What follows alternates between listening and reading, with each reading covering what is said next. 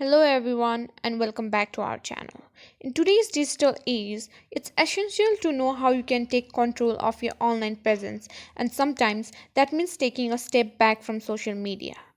If you've been thinking about deactivating your Facebook account, whether for a digital detox or personal reasons, you're in the right place. I'm here to guide you through the process step by step.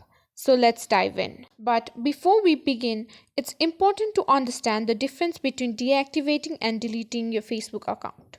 Deactivating is temporary. You can reactivate your account at any time by simply logging back in.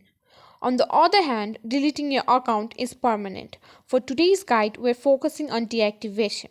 Ready? Let's start. Step 1. Log into your Facebook account. Now click on three horizontal bars and scroll down until you find Settings and Privacy. Now tap on Settings. Here, click on Say More in Account Center.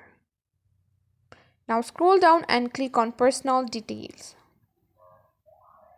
Now you can see Account Ownership and Control. Simply tap on it and click for deactivation or deletion.